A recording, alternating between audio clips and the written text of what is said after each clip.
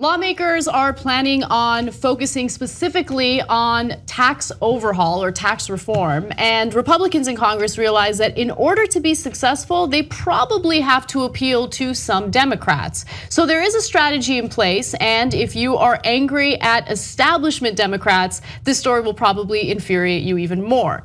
Now, White House officials have been wooing 15 to 20 centrist House Democrats since early summer. That's according to reporting by Politico, and they have some specific names that I will share with you in just a minute. Now, keep in mind that at a mid-June dinner at the White House with 4 centrist House Democrats, President Donald Trump expressed interest in a bipartisan package combining tax reform with infrastructure spending, and that's according to multiple sources that spoke to Politico. And so there are two organizations that Republican lawmakers and White House officials are specifically focusing on. It's the Blue Dog Coalition. These are the centrist Democrats, Blue Dog Democrats, and also the Problem Solvers Caucus, which also consists of individuals who don't really solve problems. Again, they're centrist Democrats. Now, Mark Short, who is the White House Director of Legislative Affairs, says, we'd prefer bipartisan support for the tax plan. We still think we can earn the support of Democrats on the tax package. Now, keep in mind, look, I'm not against working together, negotiating, debating, figuring out which policies make the most sense for the American people. But these are specifically Democrats who are in favor of further tax cuts for the top 1%. And so that's the issue here, right? And Republicans know, hey, we didn't have much success when it came to repealing the Affordable Care Act because we didn't get any of the Democrats on board. But when it comes to wealthy donors, well, we can probably get some Democrats to work with us on tax breaks for the wealthy. So look, are we against working together? No, of course it depends on the issue. So for example, if you're talking about infrastructure spending, and I thought that it was a smart populist idea by Steve Bannon to talk about spending $1 trillion on infrastructure. And it's not just a smart political idea, it's a great idea in reality because it would create jobs and it would give us better infrastructure and it would stimulate the economy, etc. But, and here comes some huge buts, you dive into the plan of infrastructure spending that the Trump administration is proposing, and you go, oh, they're privatizing the roads. It's not just we're not paying in taxes and then we get better roads, but which is good. That's what taxes should go to: better roads, better bridges, make sure they don't fall down. Plus, it creates jobs. No, it gets privately financed, and then we have to pay tolls on those roads forever, and they're going to make a profit off of that. So if you say, oh, I don't want more taxes to make sure the bridges don't fall down, well, you're gonna get taxed more because they gotta make a profit on top. That's right. So no, I don't agree to that plan, and so that's a terrible plan. The devil in this case, maybe literally, is in the details. Now that's the better side of the plan. The hideous side of the plan is giant tax giveaways for the rich and for corporations. They call it tax reform. That is a lie. So let me break down 3 different things words that are used here that are not true. Tax reform would entail potentially raising taxes. Reform doesn't mean cutting or raising. Theoretically, that word doesn't mean it, right?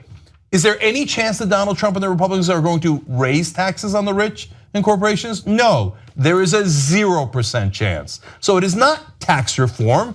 And by the way, journalists, be honest about what it is. Don't listen to their propaganda. It's tax cuts, and you know it. And by the way, the Republicans have now publicly said that it is not going to be revenue neutral. So there's no excuse left. It's tax cuts, call it by its name. Second of all, the Problem Solver Caucus, the only problems that they solve is for their own donors. So they're not trying to solve problems for the middle class. How does yet another tax cut for rich and for multinational corporations help anybody in the country?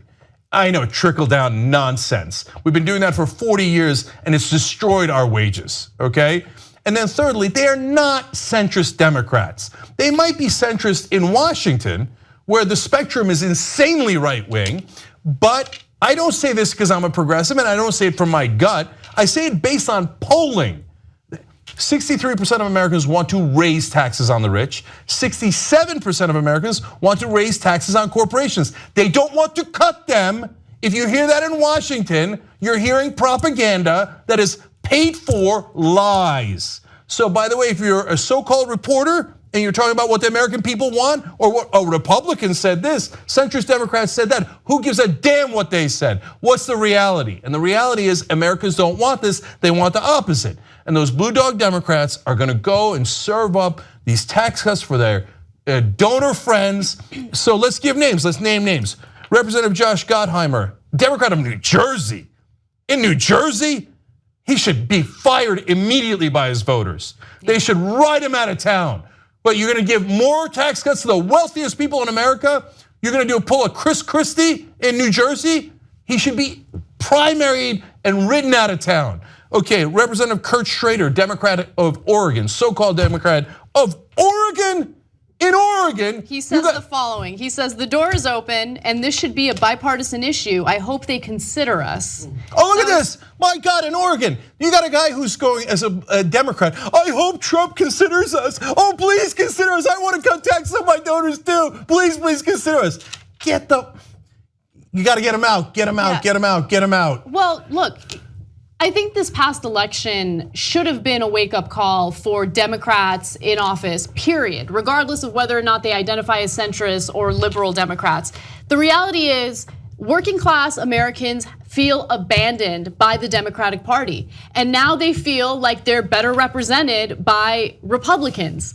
That should tell you something, right? And look, the only reason why they feel like they're better represented by Republicans is because you had someone like Donald Trump pretending like he cared about the economic issues that a lot of working class Americans are dealing with right now. He said there was only one person outside of Bernie Sanders. I'm just talking about the general election. Only one person, and that was Donald Trump, who focused on the issue of jobs, bringing them back to the United States, wages, things like that. I mean, was he actually being genuine or sincere? Does he actually care about those issues? No, he's already proven that he doesn't care about it. But again, Democrats don't focus on that enough, and their actions go completely against what they claim they want to do, which is take care of the working class and the middle class. So look, Trump lied about it, but at least he was savvy enough to lie.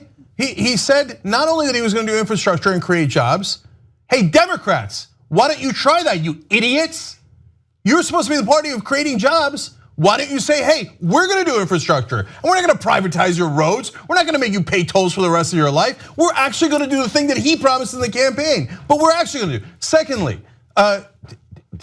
he said he would raise taxes on the rich. We forget that. He said he was gonna take away the loophole that hedge funds had and private equity had. Another grotesque lie, but at least he was smart enough to lie about it, and Democrats are like, oh, no. We got to protect our boys on Wall Street.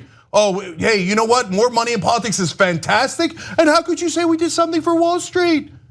What? This is what you're doing. And blue dog Democrats, you told us it was the practical thing to do. You had about 4 dozen blue dog Democrats in the House. You know what happened?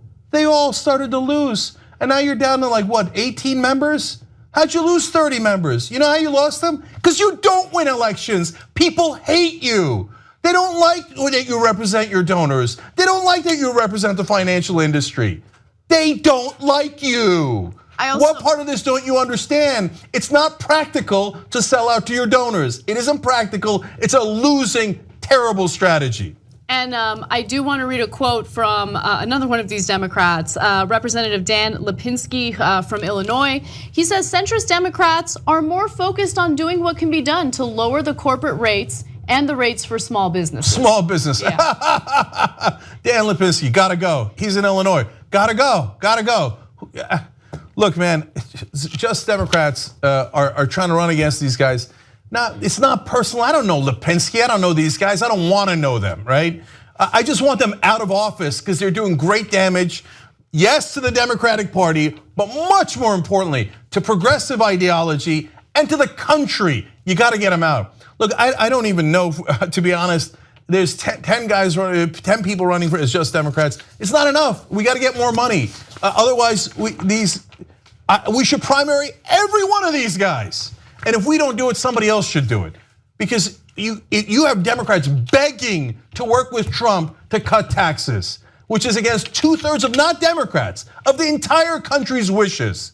So whether it's justicedemocrats.com/win, by God help there. but any organization, our revolution, anything to get these guys out, because it is not practical. All it does is lead to disastrous results, and this is what got Trump elected in the first place. Help us build independent media together. Come join us, tytnetwork.com/join.